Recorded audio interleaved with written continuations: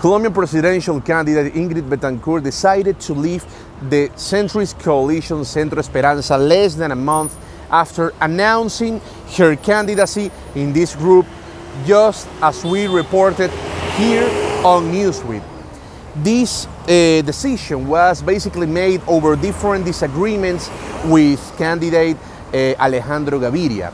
She announced that she will remain as a presidential candidate as an independent. On this point, it is important to, basically to point out that these disagreements with Alejandro Gaviria were not that strong as the disagreement she had with the coalition for refusing to condemn Alejandro Gaviria for owning what she calls maquinarias or machineries.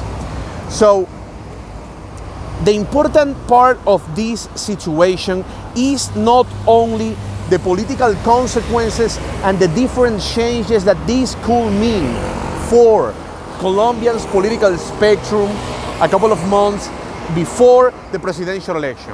Actually, the pretty significant detail about this case of Ingrid Betancourt was the fact that following this announcement, she decided to give an interview in RCN Radio, where she made some pretty surprising statements.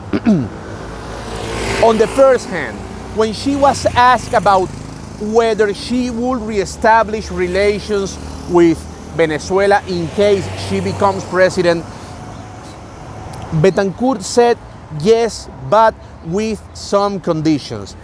This is a pretty important point because we need to remember that currently there is not a single relationship between Venezuela and Colombia.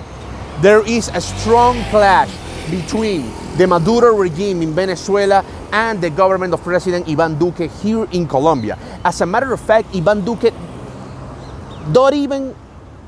he not even recognized Nicolás Maduro as the legitimate president of Venezuela. Iván Duque actually recognizes Juan Guaidó as the legitimate president of Venezuela, as the interim president of this neighbor and this South American nation. So this is one of the main reasons why there is not a single relationship between Caracas and Bogota. So the fact that Ingrid Betancourt says that she will reestablish relationship with Venezuela only means that she would recognize Nicolás Maduro as the legitimate president of Venezuela, representing a radical change on Colombia's foreign policy. So this is huge news. On the other hand, in this interview with RCN Radio, Ingrid Betancourt also said that she wouldn't establish any type of alliance with radical left-wing candidate Gustavo Petro during her presidential campaign. This is also huge because we need to remember that on the previous presidential election between then candidate Iván Duque and Gustavo Petro, Ingrid Betancourt actually decided to support Petro, which was quite controversial because we need to remember that Gustavo Petro was a member of guerrilla group M19 and Ingrid Betancourt was kidnapped for 6 years by Marxist guerrilla group FARC. So the fact that she publicly said that she wouldn't support him during the presidential campaign is actually huge because many people were making some numbers and many conclusions were that in order for Petro to win the presidential election, he needed her support because she could grab a pretty significant portion of the centrist coalition, of the centrist vote here in Colombia. So she also said, which was another surprise, that she might establish an alliance with Uribista candidate Oscar Iván Zuluaga. This is also quite important because she has always claimed that she wouldn't support the ruling party Centro Democrático, and Oscar Iván Zuluaga is the candidate of this party. So this is actually quite surprising.